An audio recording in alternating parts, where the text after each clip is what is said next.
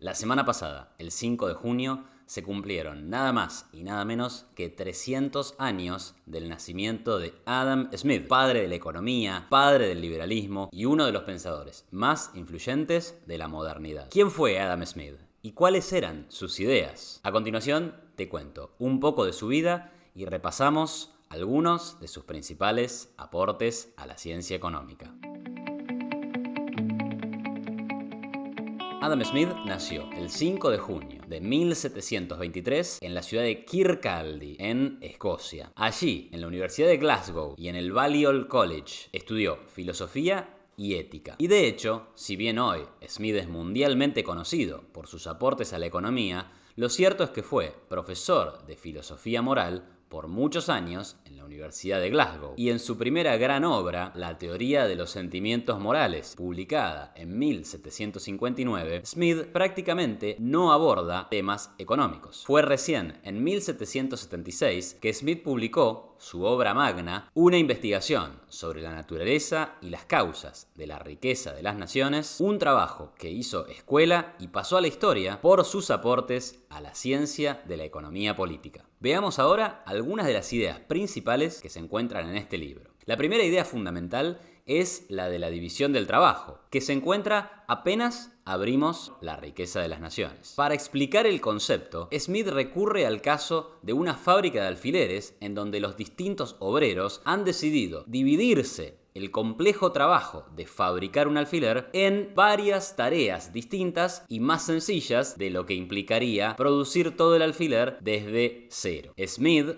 nos dice que, en la forma en que esta actividad es llevada a cabo actualmente, no es solo un oficio particular, sino que ha sido dividido en un número de ramas, cada una de las cuales es por sí misma un oficio particular. O sea que no tenemos a un trabajador tratando de producir un alfiler. Todo por su cuenta se ha dividido en varias tareas distintas y más sencillas y se realiza por medio de una operación conjunta de varios trabajadores. Y el resultado que esto tenía era que ahora cada trabajador producía 4.800 alfileres, mientras que antes, si hubieran querido hacer el alfiler cada uno por su cuenta, no habrían podido fabricar más de 20. La enseñanza principal de estos párrafos es que la división del trabajo es un ingrediente fundamental de la productividad y que descansa en la especialización. Gracias a que cada trabajador ahora es un especialista, un experto en una pequeña parte del proceso, puede, con mayor habilidad y destreza, aumentar su cantidad producida en el mismo lapso de tiempo y, por tanto, está aumentando la producción del conjunto de los trabajadores de la fábrica. Y es este aumento de la productividad del trabajo el que explica el aumento de la riqueza. Así como una fábrica que es más productiva puede generar más ganancias, una nación en donde sus ciudadanos son más productivos va a terminar generando una nación más próspera. En palabras de Smith, la gran multiplicación de la producción de todos los diversos oficios derivada de la división del trabajo da lugar, en una sociedad bien gobernada, a esa riqueza universal que se extiende hasta las clases más bajas del pueblo. En resumidas cuentas, más división del trabajo es mayor productividad y, como consecuencia, un mayor aumento de la riqueza. Entendida la importancia de la división del trabajo, tenemos que entender ahora de qué depende esta. Y Smith nos contaba que para él la división del trabajo estaba limitada por la extensión del mercado. ¿Qué quiere decir esto? Me gusta en general poner el ejemplo de un médico que vive en un pueblo de pocos habitantes y qué pasa cuando el médico se traslada a una gran ciudad. Lo que ocurre aquí es que si el médico vive en un pueblo de pocos habitantes, lo que más le conviene es transformarse en un médico generalista. Porque si supusiéramos que se especializa mucho en una muy específica rama de la medicina, la frecuencia con la que va a recibir pacientes que le van a consultar por esa especificación va a ser muy baja. Entonces, en su análisis de costo-beneficio, va a haber incurrido en un gran costo para especializarse, para no cosechar realmente muchos beneficios derivados de esta especialización. Sin embargo, si este mismo médico se traslada a una gran ciudad donde hay millones de habitantes, entonces va a tener más sentido que se especialice, porque allí la frecuencia con la cual lo van a consultar por este tema específico va a ser más alta y va a reportarle mayores beneficios. Se ve claro acá entonces que la especialización de cada individuo en una tarea depende del tamaño del mercado. Cuanto más grande, cuanto más cantidad de compradores, clientes y proveedores existan en un mercado, va a tener más sentido que cada persona se especialice en una parte del gran y enorme proceso productivo que implica la sociedad. Y por lo tanto, cuanto mayor sea el mercado, mayor va a ser la especialización y como consecuencia, más grande va a ser la productividad y más grande va a ser la riqueza. Es esto lo que llevaba a Adam Smith a defender una agenda de libre comercio y es por esto que se opuso fervientemente al proteccionismo típico de la era mercantilista que lo había precedido. Adam Smith criticaba el proteccionismo con estas palabras: lo que es prudencia en el gobierno de una familia particular raras veces deja de serlo en la conducta de un gran reino. Cuando un país extranjero nos puede ofrecer una mercancía en condiciones más baratas que nosotros podemos hacerla, será mejor comprarla que producirla. Adam Smith, entonces, ya nos estaba diciendo que una economía cerrada iba a implicar precios más altos y que si abríamos la economía íbamos a conseguir bienes fuera del país a precios más económicos y que si eso tenía sentido en nuestra vida diaria, nosotros vamos al supermercado a comprar cosas en lugar de hacer todo por nuestra cuenta, si eso hace sentido en la vida familiar, no puede ser que no tenga sentido en la vida económica de un país. Otros argumentos que utilizó Smith para criticar el proteccionismo fueron que, por un lado, el proteccionismo daba lugar a la creación de monopolios, producto de la reducción de la competencia internacional. También sostenía que no iba a ser posible incrementar el nivel de producción de un país con políticas proteccionistas, que a lo sumo el proteccionismo lo que iba a hacer era llevar los recursos de la economía hacia el sector protegido, pero a costa de reducir la producción en los sectores no protegidos de la economía. Adam Smith entonces criticó el proteccionismo porque generaban precios más altos, porque generaban monopolios y porque distorsionaba el normal funcionamiento de la economía. Y todo esto, al achicar el mercado, achicaba la posibilidad de que exista la especialización derivada de la división del trabajo. Finalmente, los países más cerrados iban a ser menos ricos o iban a ser más pobres. Pasemos ahora a la mano invisible. Tal vez una de las ideas más famosas que se le adjudican a Adam Smith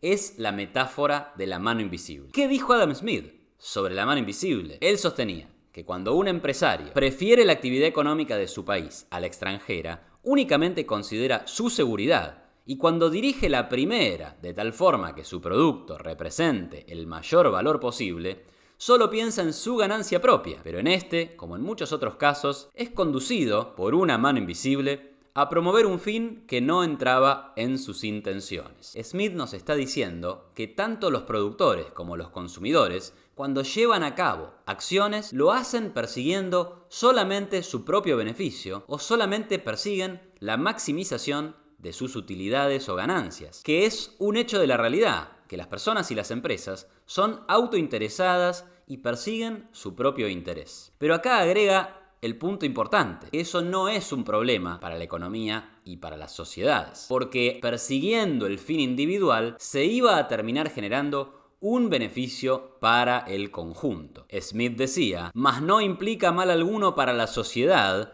que tal fin no entre a formar parte de sus propósitos, pues al perseguir su propio interés, promueve el de la sociedad de manera más efectiva que si esto entrara en sus designios. Lo que quiere decir acá es que, por ejemplo, cuando las empresas persiguen su beneficio individual y lo hacen en una economía de mercado donde prevalece el imperio de la ley, estas empresas solo podrán alcanzar sus fines si están creando productos o servicios de valor para la comunidad. La economía de mercado, entonces, alinea los incentivos entre los productores y los consumidores. Estamos entonces frente a un círculo virtuoso en donde todos ganan y no frente a un juego de suma cero en donde lo que gana uno lo tiene que necesariamente perder el otro. Otra frase célebre por la cual Adam Smith pasó a la historia es aquella que reza que no es por la benevolencia del carnicero, el cervecero o el panadero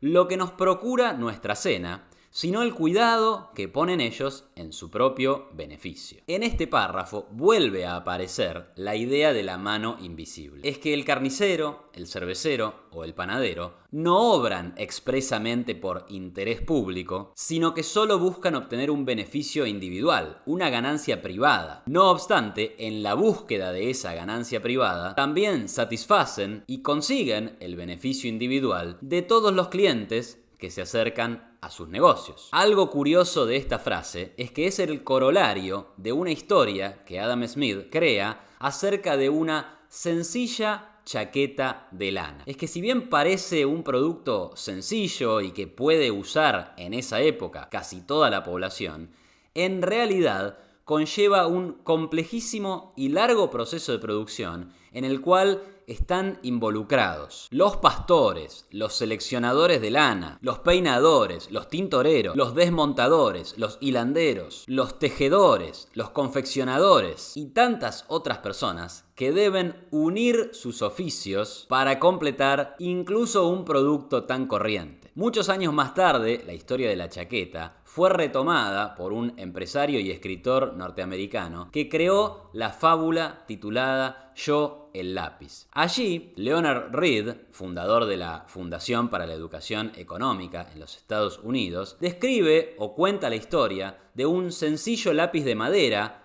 que en realidad nadie tiene la más mínima idea de cómo producir. Porque en la producción de ese sencillo lápiz de madera aparecen los leñadores, los transportistas, los que tienen que crear la sierra eléctrica, en fin, un sinnúmero de personas, habilidades y de países que trabajan en conjunto para terminar en la producción de este sencillo producto. Pero lo más llamativo de la historia y lo que está en el corazón de las enseñanzas de Adam Smith es que todo este proceso se lleva adelante sin la dirección centralizada de ninguna autoridad, sino que el mecanismo del interés propio, todos están persiguiendo generar algo de dinero, hace que se traben una enorme serie de acuerdos comerciales que terminan, sin que medie la dirección centralizada del gobierno, en la producción de los bienes y servicios que necesitamos y que satisfacen nuestras necesidades de todos los días. Así, el interés individual en un sistema de mercado donde se respeten los derechos de propiedad es el motor de la economía y, por lo tanto, la base de nuestro progreso. Como se observa hasta aquí,